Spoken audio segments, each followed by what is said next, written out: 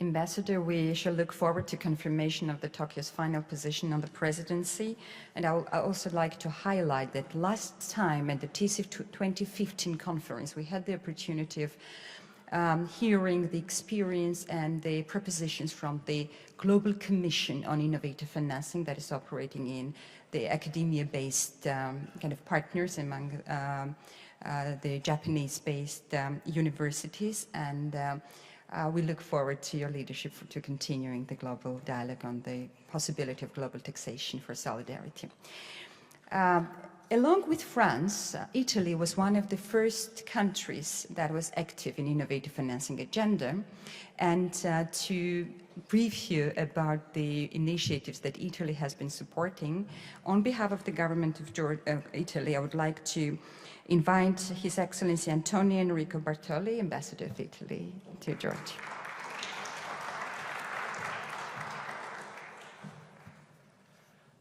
Mr. Speaker, President Jashi, Excellencies, distinguished guests, thank you for inviting me today for this opening session of the forum. We are approaching an exciting moment on the path to 2030 agenda from January the 1st. The implementation of the UN Development System reform will be key to aligning our intentions with our actions. And 3 years after Addis Ababa, there is still an urgent need to address a crucial issue: how to finance development. Financing development has commanded a renewed commitment by all stakeholders, but also a new approach. Delivering on the 17 goals on the agenda requires a collective approach, and the effort to complement traditional international resource flows, aid, foreign direct investment, remittances, with private investments and domestic resources mobilization, leveraging multilateral development bank resources. However, this would not be enough if we could not harness the potential of innovation in financing, in improving the business models, in strengthening multilateral development banks to catalyze finance, in using the latest and disruptive technology. We need all these tools at once. At the same time, as the UN Resident Coordinator has pointed out, we did not to reinvent the wheel. Let me say that as a proud Italian, we are the ones who were issuing in the 14th century bonds to foster economic growth of the Renaissance, addressing the market constraints of that time. So innovative finance means also using in new ways financial instruments that already exist and work. It means sharing good practices to reach our goals, namely to eliminate poverty, raise living standards, and protect the environment. Let me just give a couple of examples that concern us. First, Italy is, in its financing planning, has introduced sustainability indicators that help a comprehensive approach to allocate financial resources within the country. Through these indicators, we are targeting the well-being of the Italian population, complementing classical economic indicators such as GDP. This concrete and relatively simple approach is in line with the 2030 agenda that targets each country. Second, while looking at the international best practices in delivering on the 17 goals, I will certainly focus on SDG number 3. Some of the most prominent innovative financing initiatives were launched around a decade ago, and most of the initiatives were targeting global public health challenges, AIDS, tuberculosis, malaria, and other health programs. Italy has joined some of the very first global innovative financing initiatives, including the Global Alliance for Vaccines and Immunizations. In 25, Italy was one of the 5 countries, together with the UK, France, Spain, and Sweden, that committed nearly $4 billion to scale up the work of the Global Alliance through International Facility for Immunization. What does it mean?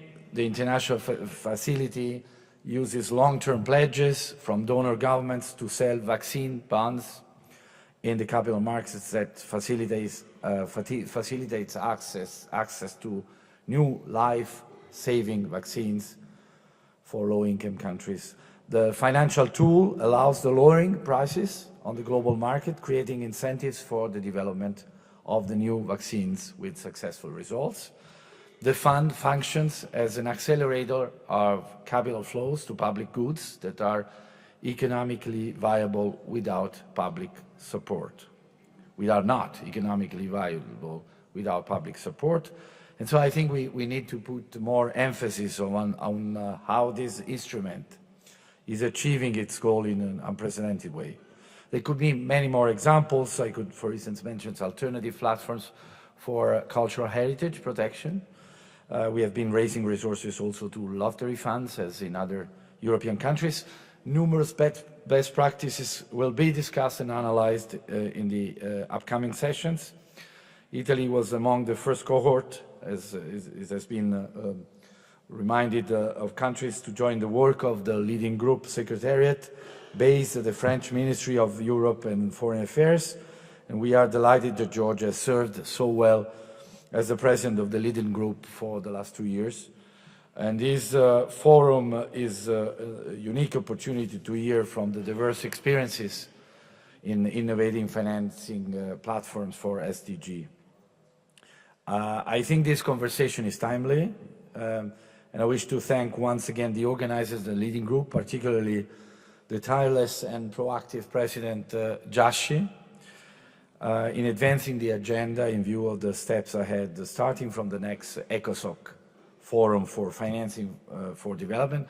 Italy, with my colleague, Ambassador Mariangela Zappia, and Zambia are currently co-chairing in New York intergovernmental negotiation from the FFD Forum, negotiations that, as we know, are never easy. However, we gladly undertook the task in line with our commitment to foster the vision of the Agenda 2030 and the Addis Ababa Action Agenda. We can count, you can count on our best effort to reach a shared and meaningful result. So we look forward to the outcome of this forum, whose recommendations will be brought to high-level fora at global and regional levels. Thank you.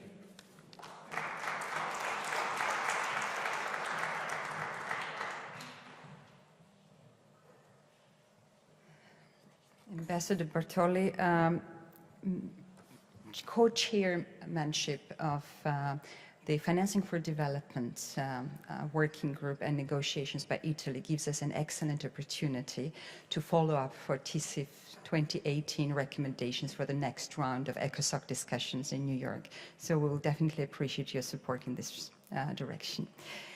Our final speaker at the opening session is Mr. Vinay Patrick Saldanha, UNAIDS Regional Director for Eastern Europe and Central Asia. We are especially grateful to Mr. Saldanha for joining us because UNAIDS has been one of the leading UN agencies in innovative financing and innovative solutions to MDGs and now the Sustainable Development Goals.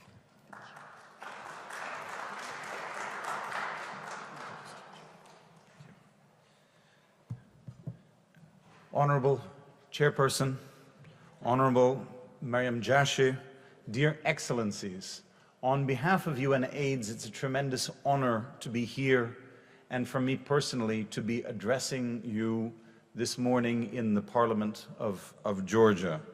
And it's especially important because for the first time in human history, there is not only the unprecedented political commitment to ensure that all countries and all people in all countries benefit from the Sustainable Development Goals, but for the first time in human history, there are the technologies available to allow this to happen. And so for UNAIDS, which is not an agency, but as Honorable Madame Jashi just said, UNAIDS is an innovative program in the United Nations system. It unifies and mobilizes and coordinates the work on HIV/AIDS amongst 11 UN agencies, both at the global, regional, and country level. And so, based on the experience of UNAIDS and many of our important partners, such as the Global Fund and UNITAID in Geneva, these are excellent. This forum is an excellent opportunity to look beyond just the overall field of innovative financing and really look, from my perspective, the opportunities that are presented by blockchain technologies to use this as a platform to move forward on the practical implementation of the Sustainable Development Goals. Let me provide just a couple of very brief examples. In the global AIDS response, we have a lot of experience not only at fighting HIV, but monitoring the amount of money that is used on an annual basis for the global AIDS response. In 2017, this amount was over $20 billion globally just in 1 year. From one point of view, it sounds like a lot of money. From another point of view, it underscores the fact that it's still not enough to end the AIDS epidemic. But we cannot, in the SDG era, always be asking for more and more and more funding. The onus is also on all of us in the international community to look at how we can use technologies such as blockchain to actually deliver not only much more with less, but do it much faster and much more efficiently than has ever been possible in human history. And we have already some very practical examples of how blockchain technologies are being used to move forward the Sustainable Development Goals in other countries. But very often, these examples are not only coming from the so-called developed countries of the world. They're coming from disadvantaged communities and slums in Kenya. They're coming from refugee camps in Jordan. They're coming from small towns and villages in India. And these are being done very quickly and very efficiently because the governments and the partners working in these communities around the world know that the Sustainable Development Goals only mean something when we are reaching those that are most vulnerable, because that is ultimately the call of the SDG era, to make sure that there is no one left behind. So on behalf of UNAIDS, it's a tremendous honor to be here. I hope I have a chance to share with you a little bit later this morning a very practical call or opportunity as to how not only this forum can move forward the use of innovative financing and blockchain technologies to help Georgia end AIDS once and for all, but from an SDG point of view, perhaps even more importantly, how to use an example like this in innovative financing and blockchain technologies to move forward across all of the Sustainable Development Goals. Thank you for your attention.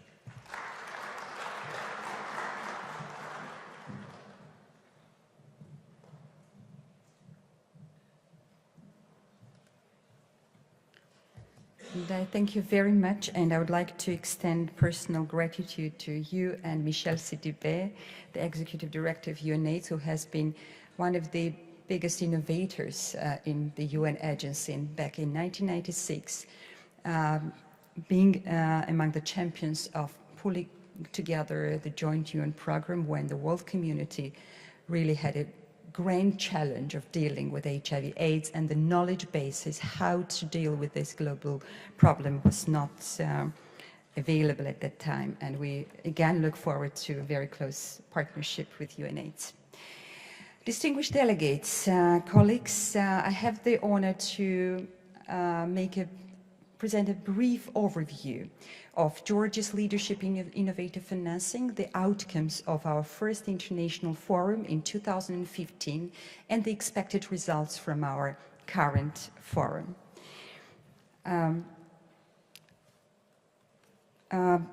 Reviewing the overall context of innovative financing globally and what are some of the main challenges.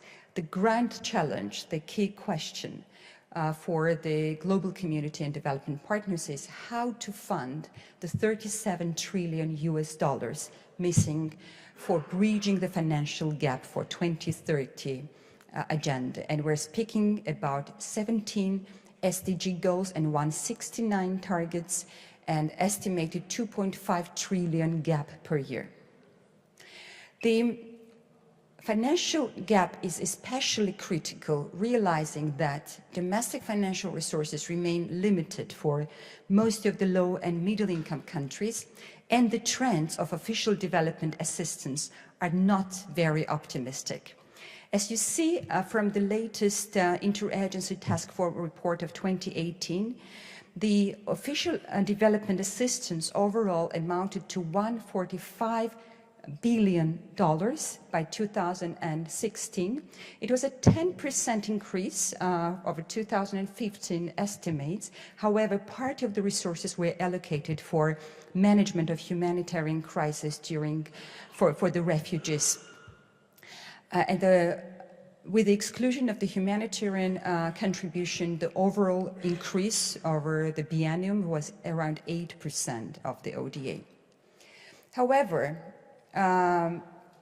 overall, the average contribution from the 30 development assistance countries of the OECD is around 0.32%, against the target of 0.7% from the general, the gross national incomes. And only 5 countries have actually reached the target for the 0.7% allocation of the official development assistance, including Denmark, Luxembourg, Norway, Sweden, and the UK. In this context, the innovative financing has a transformational role to play in funding SDGs. And the importance and the potential of innovative financing has been reiterated in the 4 major international finance conferences, starting from Monterey Consensus in 2002, Doha Declaration in 2008, Addis Ababa Agenda for Action in 2015, and the latest conclusions and recommendations of the UN Economic and Social Council in 2018. And Georgia, as the leading group, as the chair of the leading group, was very active. Our permanent mission in New York, represented today with my colleague Tamar Chalitze, was very active in positioning innovative financing in the final conclusions and recommendations of the ECOSOC outcome document. However, again, the main challenge is how to move from the billions to trillions agenda for bridging the gap for development funding. Georgia, together with France, as noted as the permanent secretariat of the leading group, have joined forces to galvanize global advocacy and discussion on reinvigorating the innovative financing agenda. And our efforts have led to launching the first Tbilisi International Solidarity and Innovative Financing Forum in 2015, and this was the first international dialogue on innovative financing vis-à-vis post-2015 agenda. And the outcome document of the meeting, the TISIFF 15 recommendations that you can all refer to in your information packages for today's forum, and also available through the website of the leading group at the Ministry of Europe and Foreign Affairs of France. The document has referred to as a common roadmap, a common action plan, how to galvanize innovative financing and funding for SDGs. And 2 major recommendations from the documents are related to categorization of innovative financing for different levels at global, regional, and national level, also emphasizing the importance of subnational funding for SDGs, and prioritization of innovative financing for the 17 goals and 169 targets. The discussions at the TISIFF 2015 have identified 14 new potential platforms for fundraising for innovative financing that cover travel and tourism, international trade, banking, IT industry, sports and culture. Those are the platforms that by 2015 the global community could galvanize and expand based on the experience of UNITAID, UNITLIFE, and other successful innovative financing projects. And the suggested mechanisms, including the tax levies, the solidarity voluntary contributions, thematic bonds, and other instruments of innovative financing. The document also has a prioritization framework for innovative financing per each of the 17 goals and 169 targets. And here is the example of the framework, how we have prioritized the SDGs, identifying the areas where innovative financing could be of potential use, what could be the potential source of funding, and at what levels the advocacy and action should be galvanized.